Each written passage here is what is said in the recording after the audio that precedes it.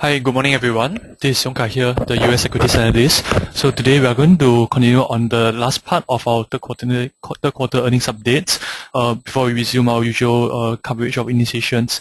Okay, so I'll just start off. Okay, these are the current calls we have for this week. For today's webinar, we have Singapore, we have ComfortDelGro, which is accumulate, SETS neutral, Singtel accumulates, Silverlake access neutral, Lantrovision buy, Sarine Technologies accumulates, Sinarmas land buy, Amara Holdings buy, OB land accumulate, Pan United neutral, Boustead buy, and from US we have Iconix brand group, which is trading buy. So we'll start with Iconix brand group first from US.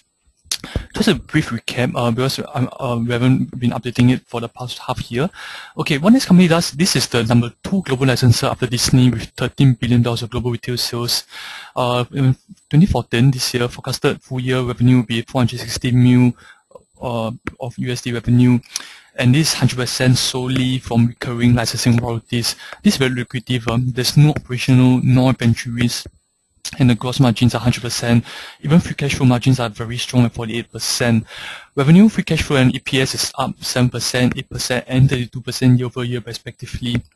And this prompted the management to raise its initial 2014 free cash flow guidance by 4%. So you'll be looking at around near 220 mil free cash flow guidance this year.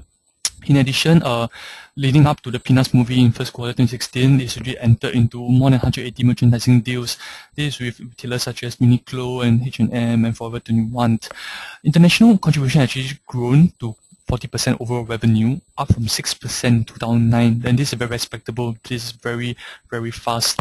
Although, based on our projections, our assumptions as indicated below, the fair value indirectly works out to 16.5 times economic free cash flow, which is still very undemanding. So we forecast 2015, we should minimally get around 210 million, which is actually below the management forecast of $225 million. This is because we think that this year, the Li and Fong licensing deals, which contributed about 30 plus million of licensing revenue, this might not be recurring in the following year. So this has actually set a very high base for 2014, and we don't want to be too aggressive about our projections. Medium-term WCC is 7.83%. This assuming a 10-year treasury yield of 4%, which is much higher than today's of less than under 3%. So terminal growth of 3% based on the breakdown of 60% domestic and 40% international. We're looking at about target price of $49 and implied upside of 30%. Then this really deducted for the $800 million debt. And with this, we have a rating of trading buy. We maintain this this call. Okay, so we'll move on to our next analyst.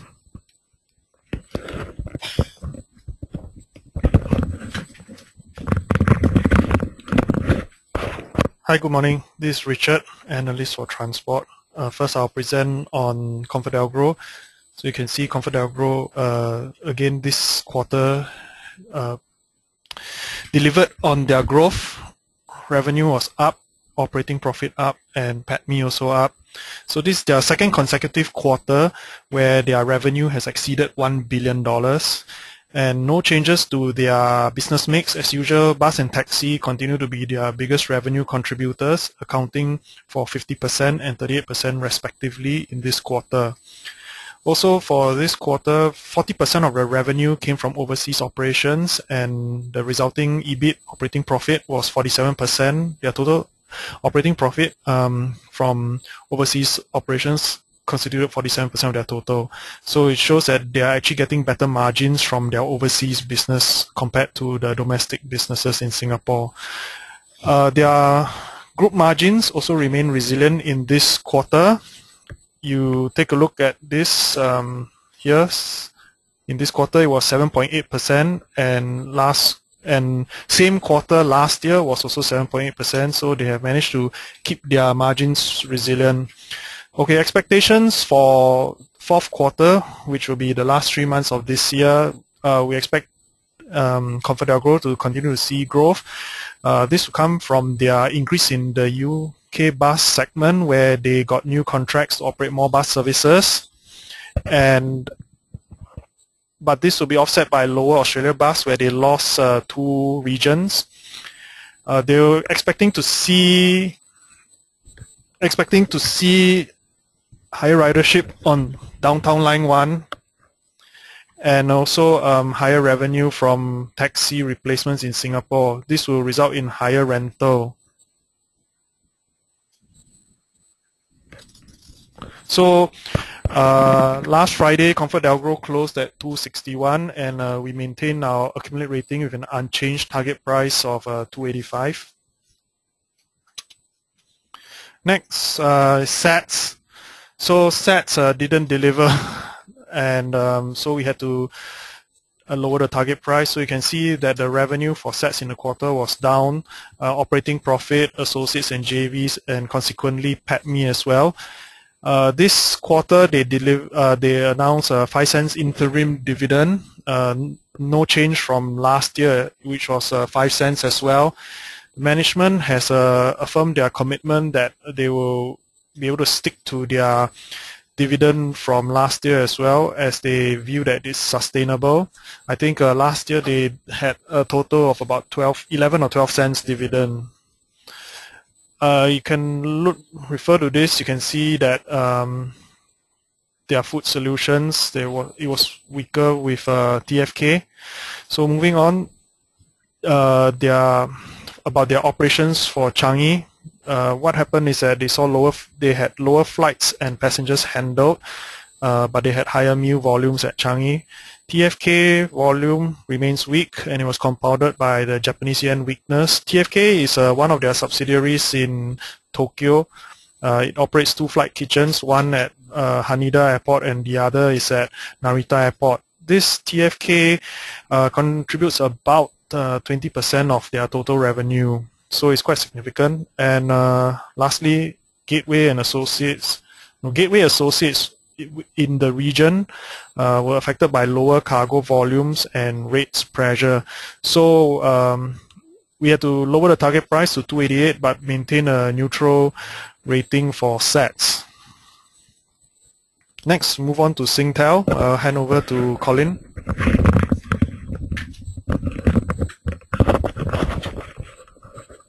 Hi, this is Colin here, telco analyst. Just to do a quick sound check where if anyone is able to hear this, hear us so far. If the sound is okay, appreciate if you can just type yes.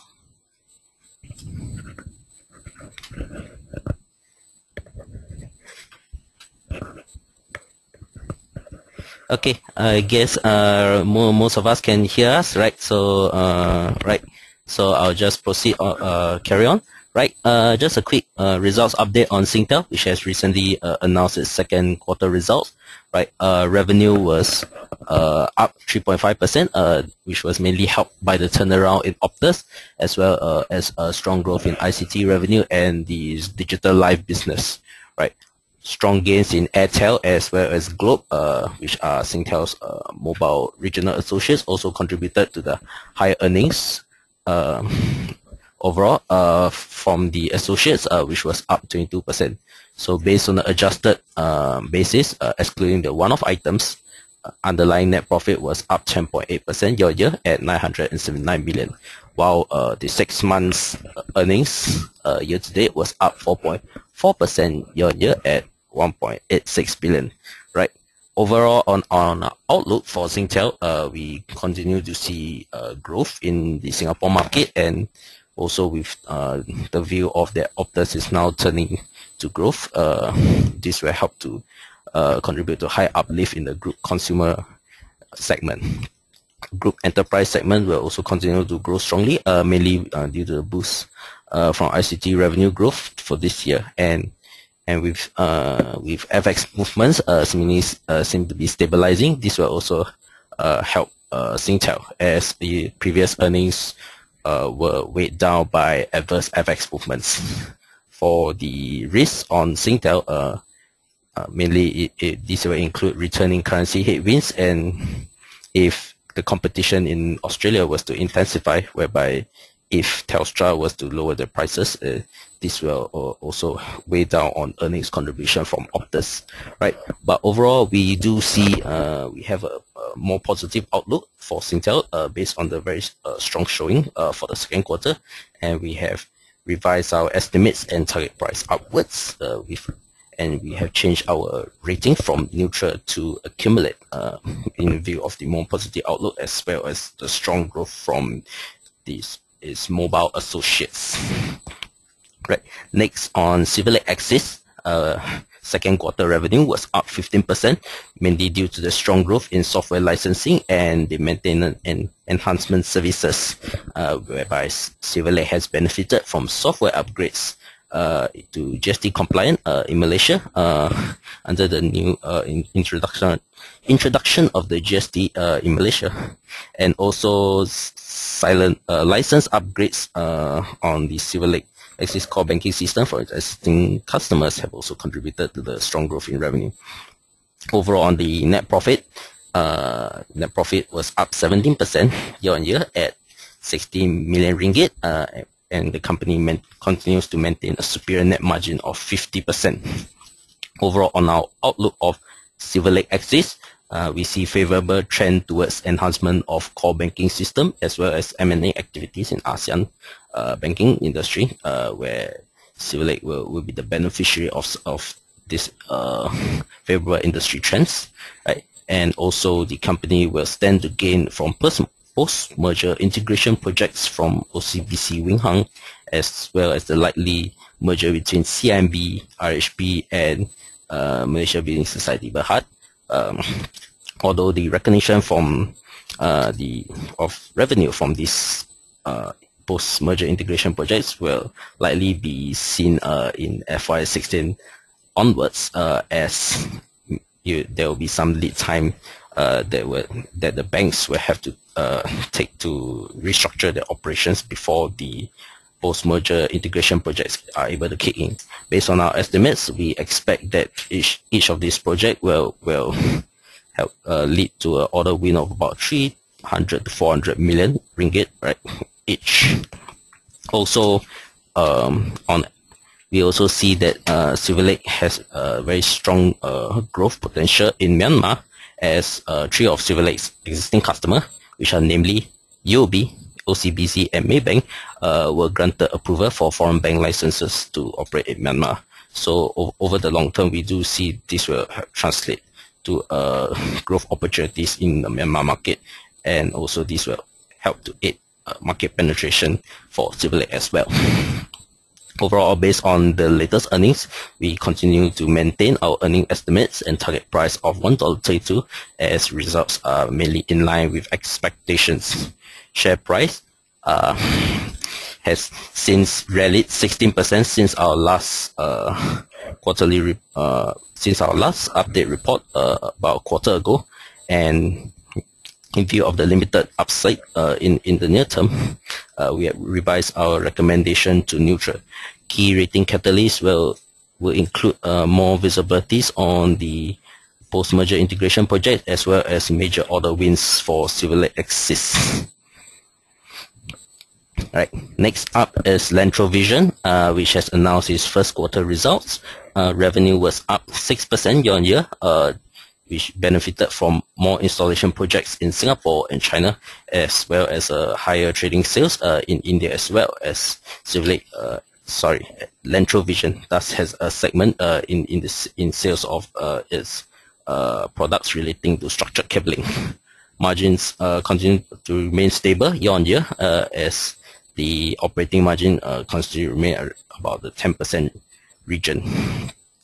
Profit before tax was up 8.5% year-to-year to 4.1 million. However, based on book tax differences, which led to a downward adjustment of its tax assets, overall earnings was down 1.7 year-to-year to 2.7 million, which was mainly due to a higher effective tax recognized for the first quarter. However, on the outlook, we continue to remain positive on Lantrovision, whereby we see that the company will be able to ride on the growing demand trend for data centers, as well as intelligent building management systems in Asia. Regarding the intelligent building management system, this is where we see the lighting, air conditioning, as well as the heating in the buildings are actually connected to a central IT infrastructure. So Hence, this will lead to more cabling installation projects for Lantrovision. Lantrovision is also looking to expand and deepening its Lantro Global Alliance partnership, which is one of its key competitive strengths over other competitors, and also allows Lantrovision to win global infrastructure projects from its MNC clients. Also, we like Lantrovision for its resilient business and diversified client base, which includes some of the Fortune 500 companies. Overall, we maintain our earning estimates and target price of 72 cents, and based on the current share price, Lantrovision offers an attractive dividend yield of more than 5%, based on a 3 cents dividend per share, which it has recently paid out for the last fiscal year.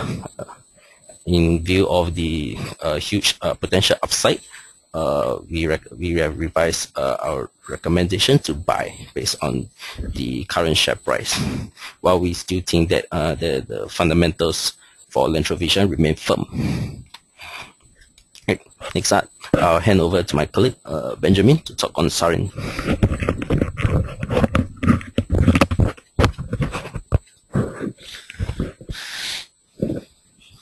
Hi, very good morning to everyone. Benjamin speaking here. Sarine released their 3-quarter results last week, so I'll just give you a quick run through on the results and how they did over the past 9 months. So in terms of net profit wise, they clocked 5.7 mil for the 3rd quarter, and 9 months net profit came in at 23.3 mil. So in terms of year-on-year comparison wise, we're seeing a jump of about 85% and 20% year-on-year respectively. So it's quite a tremendous performance from them. Right, and for 9 months net profit, it was roughly in line with our estimates for 2014, and 3Q net profit was lower Q-on-Q by 34%, right? But this is to be expected, as we have mentioned previously in the last few quarters. But seasonally, in the 3Q of every year, if you look, right, generally, there's a weaker performance due to, in the India side, there's a Diwali celebration, which is the Deepavali over there. So they have about 2 to 3 weeks off. So that's when they stop diamond manufacturing. So the usage of the machines from Sarine will be less, as well as a delay in some orders from that. So that's why we see there's a seasonally weaker in the 3rd quarter every year. So for this quarter, there were 7 Galaxy systems that were delivered, so the majority of which was the Solaris class. So the Galaxy one are the bigger ones and the Solaris are the smaller ones. So for this quarter, mostly Solaris. Right, so currently the installed base was just under 185. So this brings their recurring revenue for this quarter up to 35% of top line. So the margins have improved as well. So year-to-date deliveries, mostly about 41 machines. So this forms just nice 75% of our full-year estimates of 55. Right. So from this quarter, there were some things that happened in India which actually proves the resiliency of their recurring revenue model. Right. So what happened this quarter was that in 3rd quarter, there were some restrictions of credit lines, which means the working capital facilities that are available to the diamond manufacturers. So because of these restrictions, there was some tied up capital on the manufacturer side. So what we've seen is that they have slowed down their purchase of diamonds from the diamond miners, as well as a slowdown of ordering of the Sarine machines. So the commitment is still there, but in terms of taking delivery wise, it will be delayed into the 4th quarter as well as the 1st quarter FY15. Right, so but their recurring revenue model has allowed them to be largely shielded from the volatility. Right, there was in their sales previously when they were largely dependent on capital sales. Right, so the results have been quite good, and for FY14, it should end off FY14 on a much better note than FY13. Right, so in terms of product development wise, the Loop, which this is the 3D photography equipment, right, for the diamond, was introduced in the Hong Kong trade show in September. So the feedback and the inquiries were overwhelming. So for them, they're thinking of doing some product bundling together with the Lite, right, which is a B2C, business to consumer type of equipment for measuring light returns. So they're what they're doing forward is to explore options of bundling together and selling them off, right, and offering our cost and attractive package to their customers. Right, so our call is still maintain and accumulate. The target price is still unchanged at $3.27. Right, so that's it from me today. Hand over to Caroline.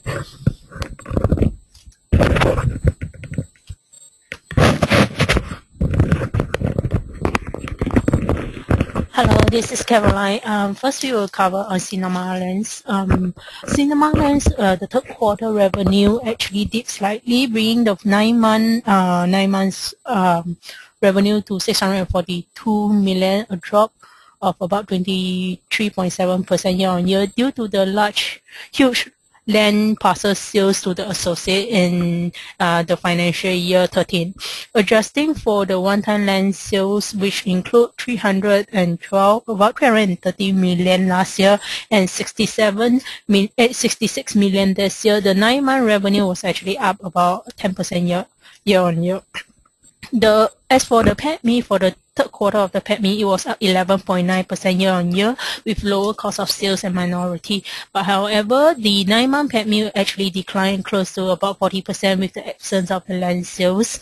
Same reason as the revenue in a sense. Gross and the net profit margin maintained healthy at 71% and 44% respectively. For the 9-month revenue breakdown, about 80% still come from development sales. Recurring income stays at about 21%. This is slightly up from last year, 18 to 19%.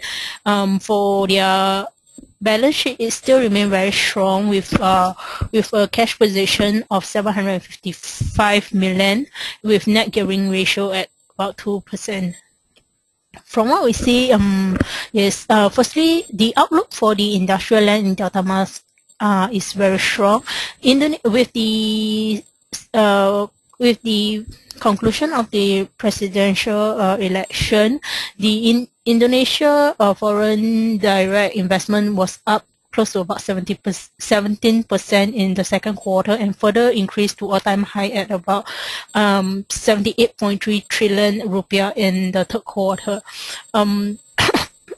Sinarmas land actually revealed that they have recently closed 3 big deals for the sale of about 146 hectares of industrial land. This is actually exceeding their whole year target of 100 hectares per annum.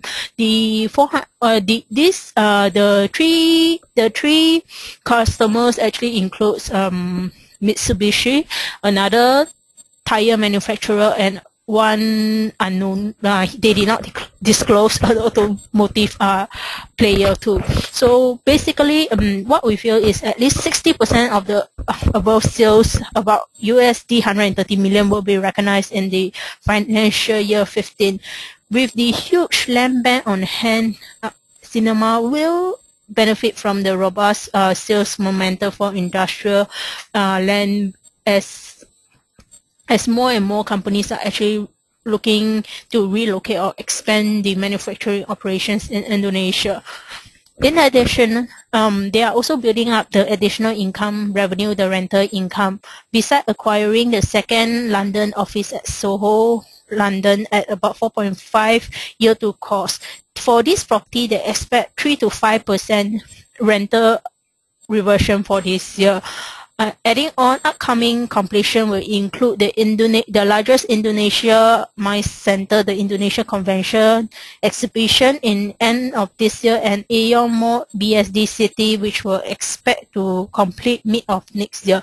So for this, we still maintain our buy position with revised target price 0.96. Next, we move on to Amara.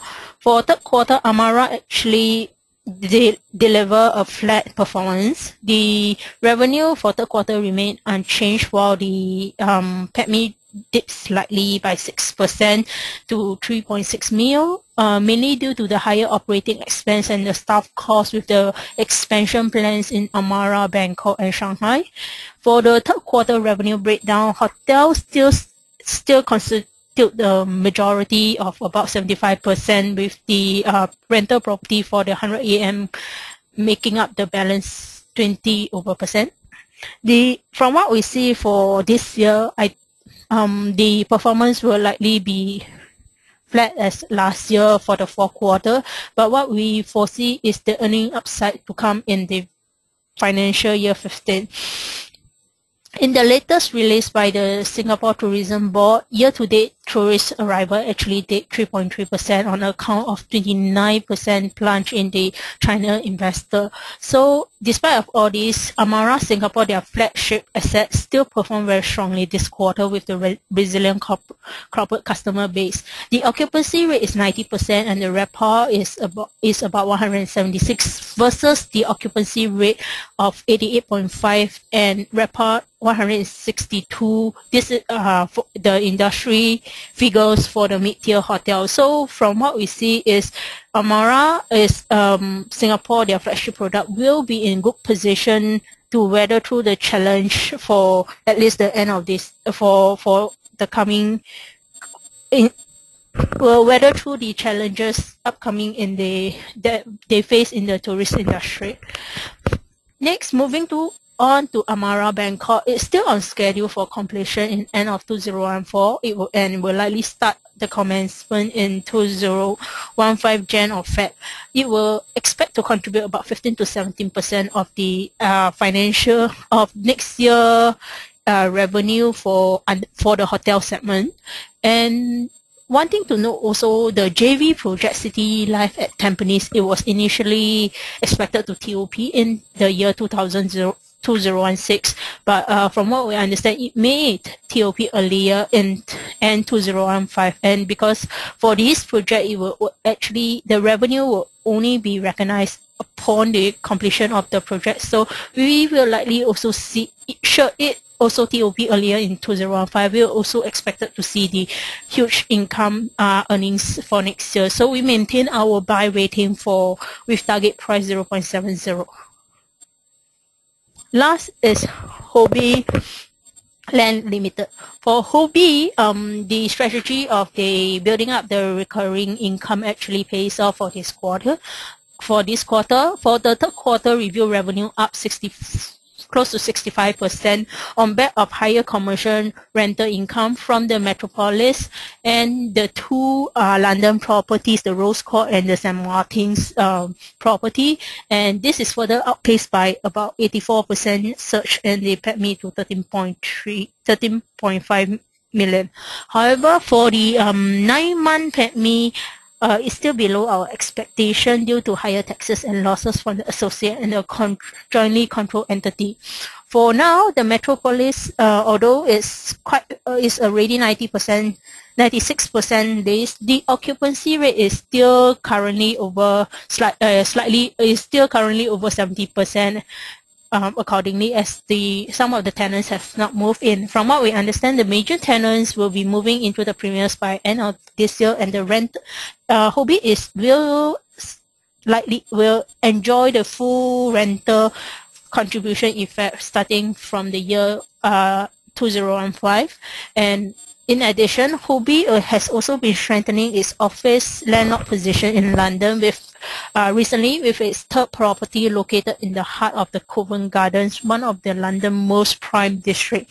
The current passing rent for this property is about 25 to 30% below the market passing rent. So we will expect a significant positive rental reversion during the rent review in the third quarter of 2016. Further to add more is for next year we will be seeing is the full rental contribution effect from Metropolis and also the third London property. For 2016, we will be expecting the earning upside to come from the overseas residential sales. Recently, they have actually launched two property in the Australia, one in Melbourne and one in the Gold Coast, the Surfers Paradise. For the Melbourne, from what we understand, it's already 60% sold. And for the Surfers Paradise, which was launched recently, is about 10% or so already. So we will be expecting to see actually these these sales to be recognized from in the year 2016 during the TOP. However, on the downsides, we feel that the cooling measures still continue to weigh on our local residential market, and the outlook for luxury residential remains dampening. according to the URA release, the latest transaction price per square foot for Sentosa Cove units actually slide about 20% since the start of the year. Although we do not feel that Hobby will sell the units in near term, but continue to adopt the strategy of holding and listing to this till more favorable pricing. In order to reflect the weak demand, we reduce our valuation for the Sentosa units inventory, and the new reduced target price is now 2.33. With the recent price correction, we feel that Hobby is still attractively priced, trading at 0.6 PB. We maintain our accumulate rating. Next, I'll move on to Joshua.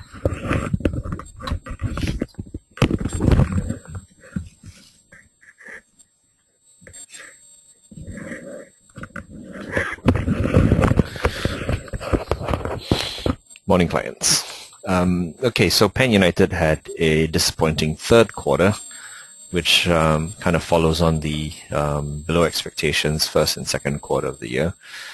So revenue was up 6%, but for the 9 months is up 4%. For the quarter, it was down 31%. For the 9 months, it's down 12%. So basic building materials was flat. Business was flat, and actually we think that the outlook for next year will also be flat in terms of revenue with some margin compression. Okay, so the main structural headwinds that it is facing in the SG Singapore construction industry that we flagged in the first and second quarter continue to play out. This dampens ready-mix concrete demand. Basically, the industry is suffering from lower output as productivity is not raised fast enough to offset the labor crunch. There is also a drop-off in private residential work, which will likely continue next year. Thankfully, the public works boom continues to compensate. On the bright side, more cement and aggregates are demanded as foundational works are being ramped up at Tuas Megaport and Changi Airport, but this is lower margin work. So all in all, we see a flat outlook for next year with some margin compression. Now, the ports and logistics business is doing very well. It's on track as cargo is up 17% year to date. It's driven by the high utilization rate of CXP, which is 90% utilized, and so there's some spillover into CCIP. The development of the Western Hinterland is also another driver, and the ports have also added a new cargo that it processes, which is equipment export.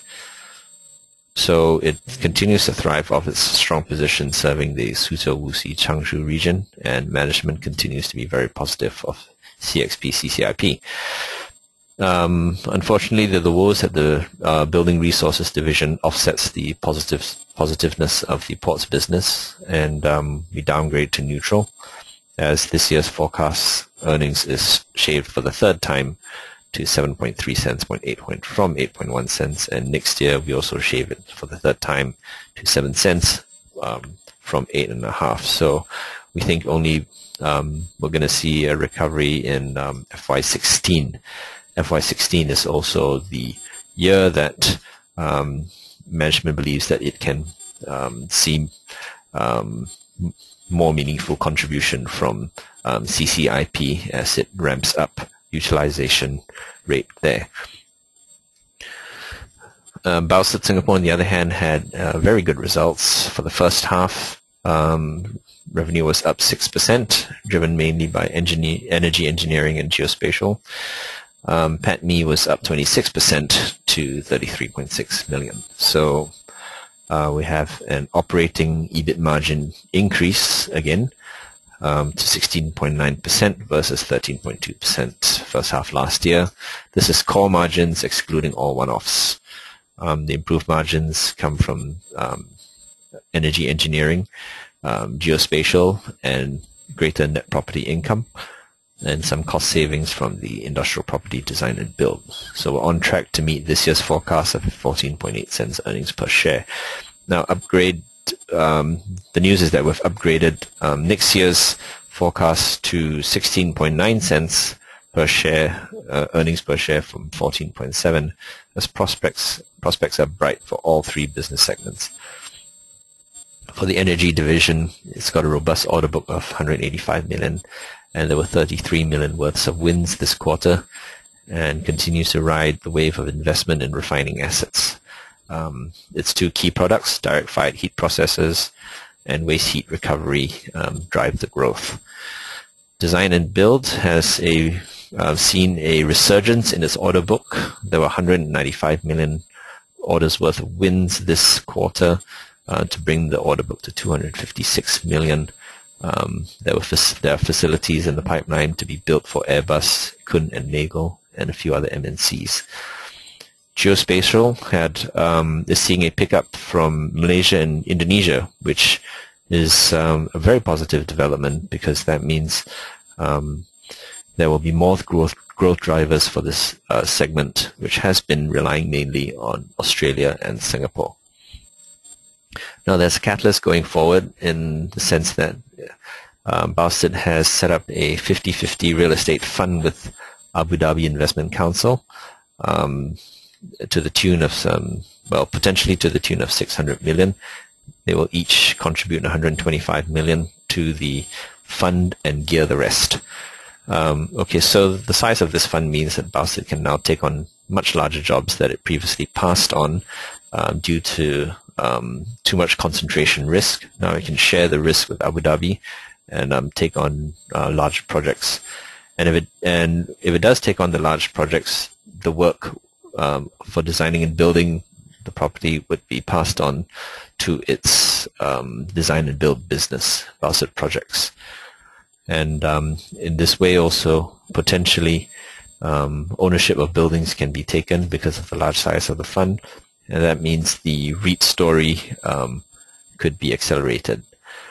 So we have a buy at 188, target price 240, and the present valuation at 12.7 times PE. We think for this year, this financial year, we think is a steal for a very strong conglomerate kind of business. So these are our calls in summary, and we can take questions now.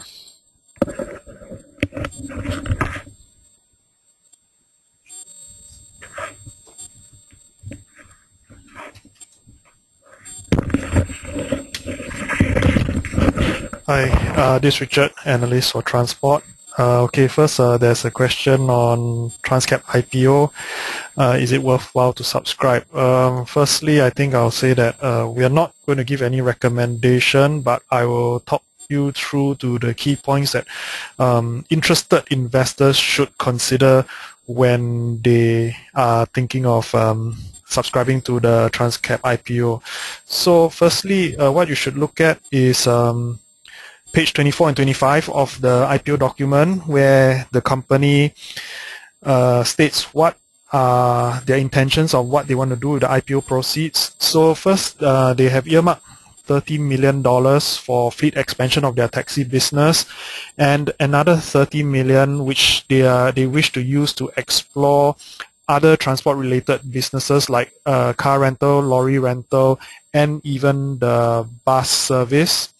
And lastly, they are also earmarking another 30 million for working capital. So you have to ask yourself whether these plans will really come to fruition, and do they really need that amount of money to execute them. Okay, so moving on to the first plan, which is the organic growth of their taxi fleet.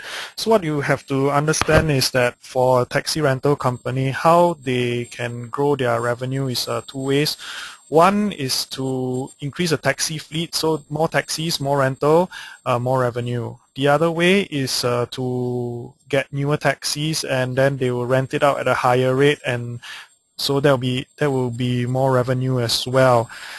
You have to understand that taxi fleet growth in Singapore is actually capped at 2% per annum. This is mandated by LTA, and taxi companies can only grow if they fulfill the taxi availability standards, which Transcap does not. So they did not fulfill it in the first half of 2013 and the first half of 2014. How this system works is it goes on a 6 months basis, and they need to fulfill it at least 4 months for every half year, and then they would be able to increase their fleet by 2% in the following year. So they have, if you read the IPO document, they have only managed to, this taxi availability standards came into effect in January 2013, and if you read the IPO document, they have only managed to fulfill it in the second half of 2013, and so then they can increase their fleet size in the second half of 2014. So if you turn to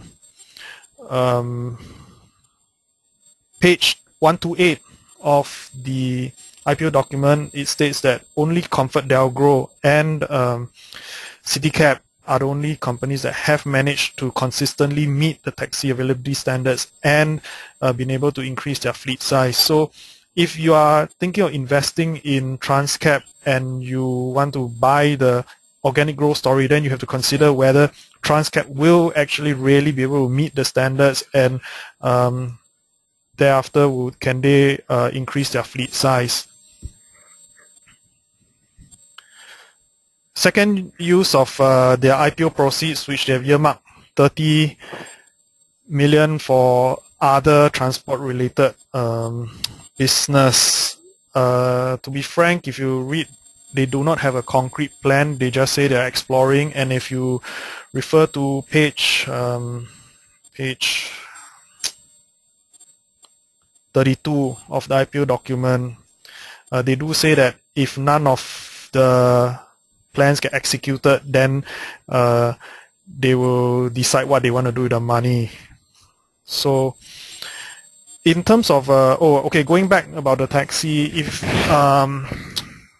the transport sector, actually for taxi there's a lot of competition from substitute modes, which is the bus and MRT, and you have to be aware that the government is actually spending a lot of money for improving the infrastructure and new lines. There'll be a new line opened every year until 2020, or new line or new extension to an existing line to 2020. So actually the taxi business is facing strong competition from alternative modes of transport, in which the government has the financial muscle to actually improve on those as well. And then if you think of it, the government has implemented this taxi availability standards which the taxi operators have to meet, and that's actually a negative point for the taxi operators to expand their fleet. So on one hand, the competition is getting favorable government support, whereas the taxi business isn't really getting that same level of support from the government. Okay, and then about the second 30 million that they are intending to explore other businesses. Okay, maybe they have said that they are reviewing the tender document for the Bulim bus tender, but I don't think that they would be able to put in a bid in time, and frankly they lack the experience of actually running a bus service. Running a taxi fleet and running a bus service are two totally entirely different operations. For a taxi, you get a fleet, you rent it out to drivers, and then they drive it around. They don't have a fixed schedule, they don't have a fixed route, and whereas it's different for a bus, you need to make sure that your drivers are there. The bus departs promptly from the bus station, and the bus does not bunch up during the service. So it's a totally different operation as well. And if you look at their cash, okay, and then third thing is that they have said that they are setting aside about 31 million for working capital. You've also got to consider it's very vague, and you've got to wonder actually what do they really need the extra 31 million of working capital for. And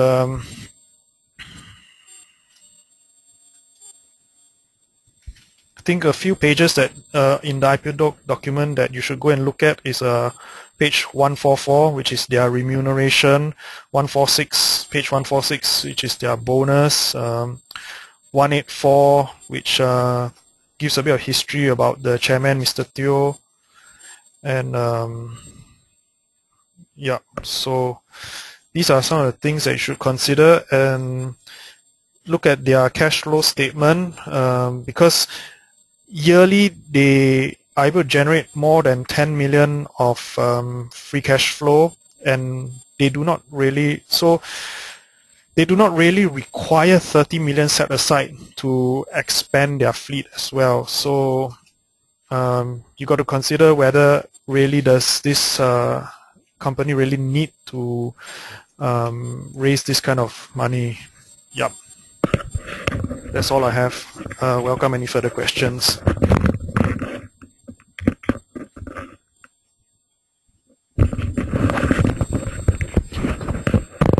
Hello, there's a question that I actually asked about what do we think in the price for the next 1 to 2 weeks for OSIM. Just to take note, for us, we actually look at it from a fundamental point of view, which means long-term point of view, at least about 12 months horizon.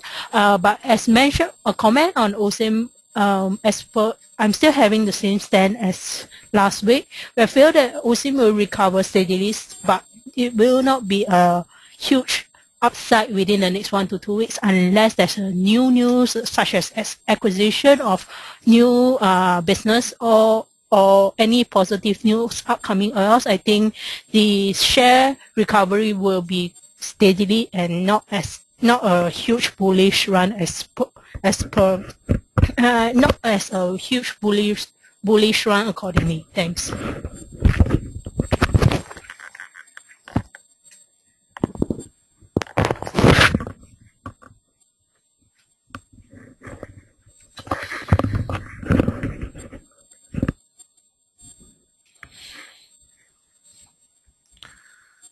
Hi, question on Boustead. What's the dividend for Boustead? So it's been holding at 7 cents and very sustainable because earnings is, on a, I think, baseline basis exceeds 13, 14 cents. Free cash flow is extremely high as well, so the profit actually converts into cash. Okay, so Boustead has traditionally paid half of its earnings on cash and retained the other half to reinvest. So there's another question: how's the sales of the IBP Nusajaya doing? How will this contribute to the bottom line? So upon asking the management, they say they haven't got any hard figures yet. However, it seems to be having a very strong interest and a good take-up rate. So they will update me accordingly. And overall, I can say that they're pretty positive on the project. So they will sell most of the industrial unit bungalows that they have built there. They will not be retaining any for recurring income. So that will be like development profits booked in. I have not modeled any of the profits into my forecast, by the way. So that is also a potential earning surprise.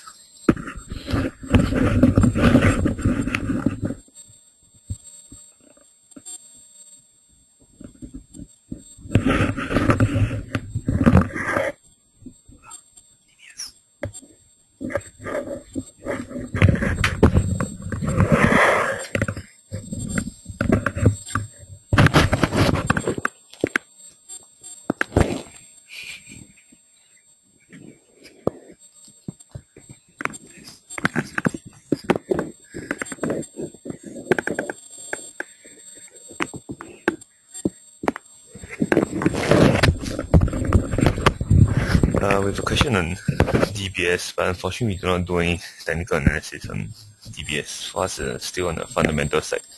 Our target price for DBS is above $20, $21.50. But that's for our target is for FY15 year end.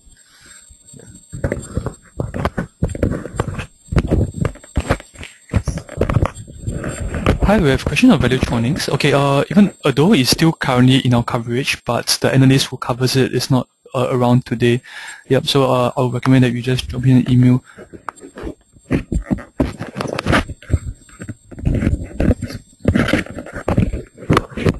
Hi, Benjamin here. So I give a little bit add on Ezion, although not the covering analyst currently. Right, so for Ezion, we are still undergoing reviewing numbers and everything. Right, for Ezion wise, similarly across all the oil and gas counters, our general comment is the wind is against us currently. Even though Ezion, similar to a couple other players out there, they are supposedly more shielded from the oil price shock, as they are more related to the production side of the oil value chain. But again, in general, the wind is against us. As long as the oil prices are depressed, right, there's quite a high risk of going forward, whether the day rates will come down, and whether we might see any impairment charges on some of the assets, like what we see in US, right, which they have booked some impairment across some of the older assets that they're holding, right? So in general, there's a comment for now, right? The wind is against us for all the oil and gas counters.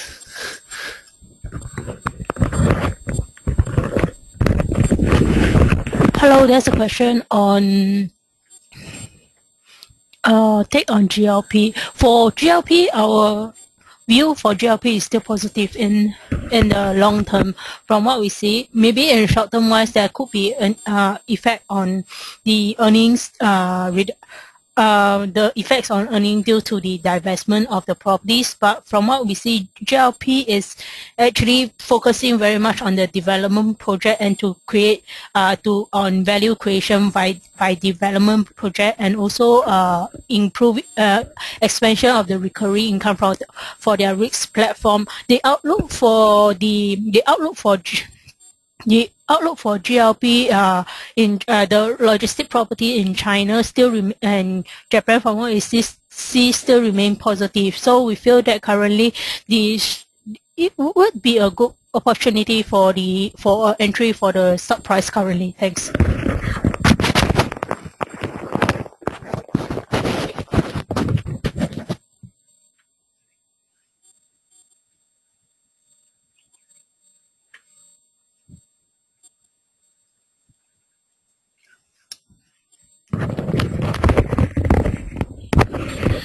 Okay, thank you so much for your questions, and we look forward to all of you attending again next week. Thank you.